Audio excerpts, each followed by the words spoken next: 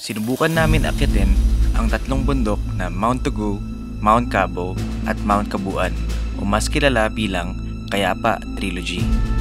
Karaniwan, isa ito sa mga pinakamagandang trail sa Nueva Vizcaya, tanawin ng ulap, bundok at katahimikan. Pero sa pagkakataong ito, ibang mukha ng Kayapa ang hinarap namin. Habang dumaraan ang bagyong Bising sa Northern Luzon, sinalubong kami ng ulan, hangin at putek sa bawat hakbang.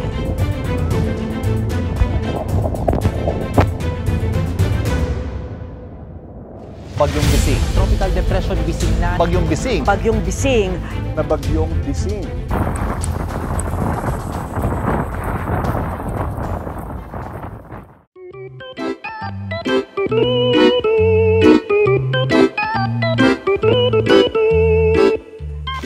Hey, good morning. So, 8:30. Start tayo ng hike. Kayapa Trilogy. Let's go. Hi, ate. Hello. This way, Dumatago. Hindi po ako masamang tao.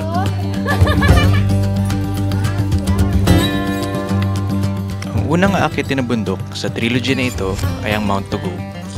Ito ay may taas na humigit kumulang 1,460 meters above sea level.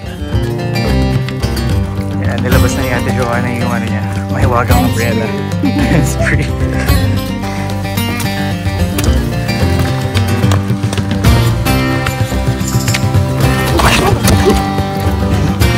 Video pa. Total yan.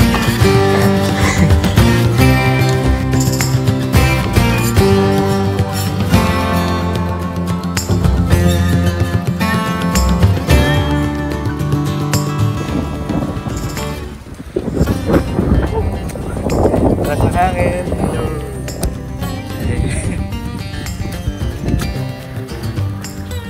Ginusto namin to. Kahit merong balita sa news na bumabagyo sa South China Sea.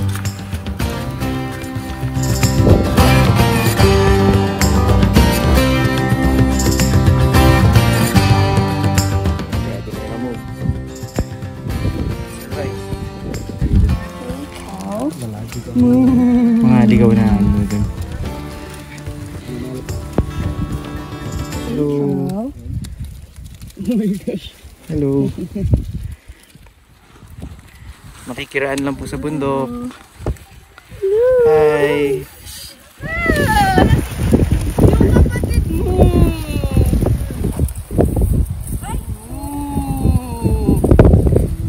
Buntis ka na agad? Ang talandi mo naman.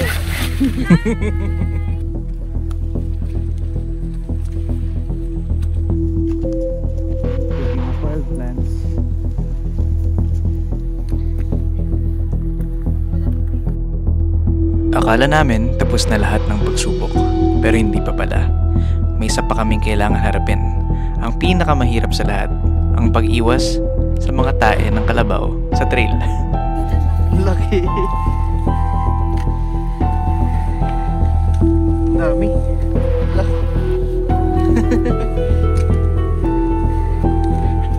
Pag pupapahulog sa tae.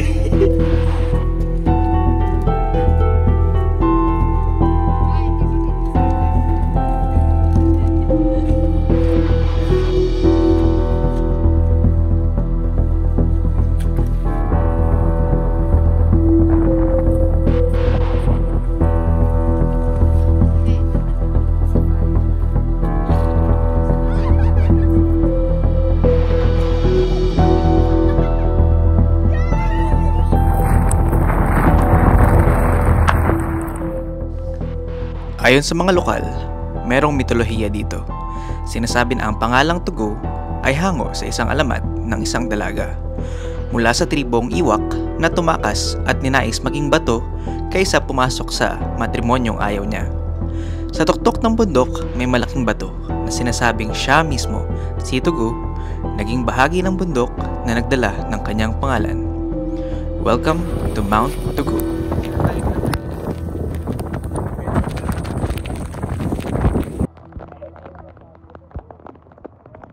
Tugo, tugo, tugo, tugo, tugo, tugo.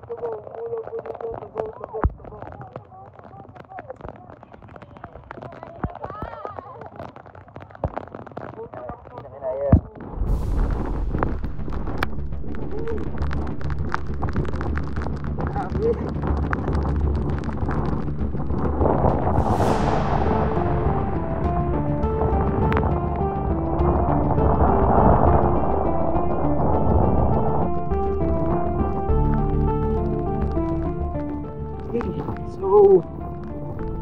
now, dito tayo sa Stonewall. Ayan. Wall. Nabapit na tayo. Mas may gate pa sila.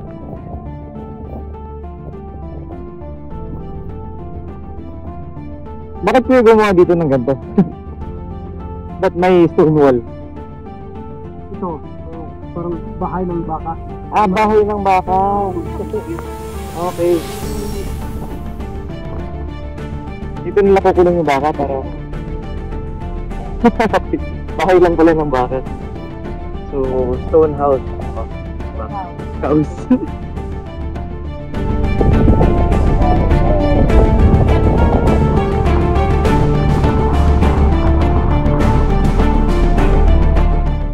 Pagkatapos ng bato-bato at mahangin na summit ng Mount Tugu, dahan-dahan kang bababa papunta sa Mount Cabo na mayroong taas na humigit kumulang 1,320 meters above sea level at nagsisilbing tulay sa pagitan ng Mount Cabo at Mount Cabuan.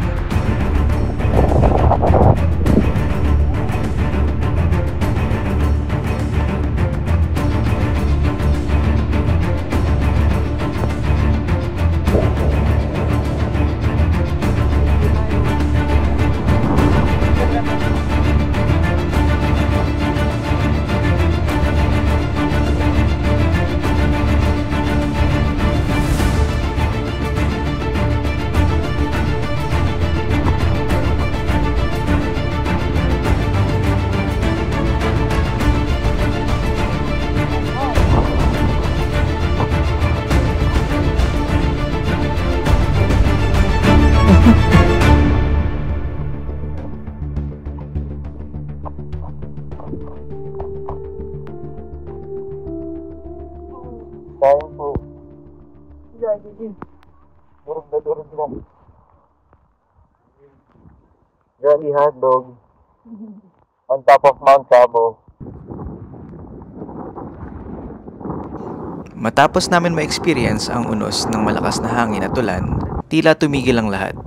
At doon namin nasilayan ang tunay na kagandahan ng Kayapa.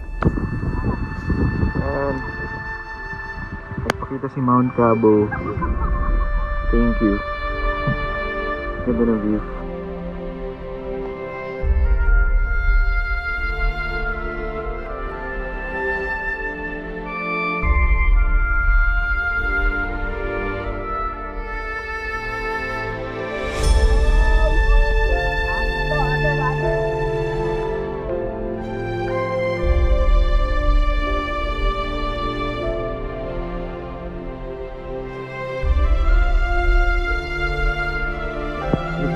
Hello.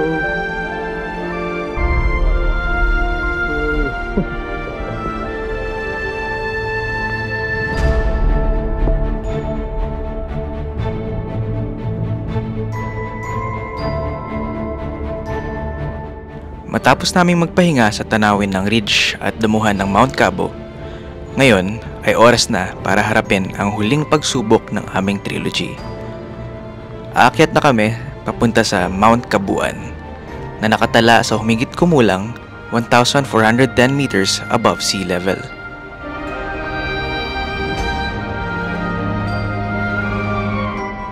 So after ng maputik, meron ditong flat na grassland.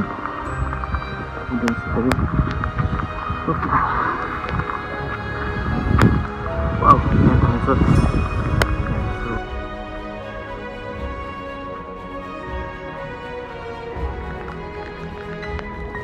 Sa wakas, natapos na din namin ang buong Kayapa Trilogy mula sa Mount Tugu, Mount Cabo hanggang sa huling bundok na Mount Cabuan. Habang pababa naman kami, hindi ko mapigilang mapangiti. Hindi lang dahil sa accomplishment, kung hindi sa mga alaala, hirap at saya na dala ng buong paglalakbay. At kahit na tinakpan ng pag ang mga tanawin, alam kong sa likod nito ay may maganda pa ring naghihintay. Kaya sa susunod na pagbabalik, sana mas malinaw na ang langit, mas malinaw na ang paligid, at mas maganda na ang view na sasalubong sa amin. Pero sa ngayon, ito ang Kayapa Trilogy para sa akin. Isang karanasan na punong-puno ng hamon, pagod at kagandahan na hinding-hindi ko malilimutan. Hanggang sa muling adventure, this is James Conda signing off.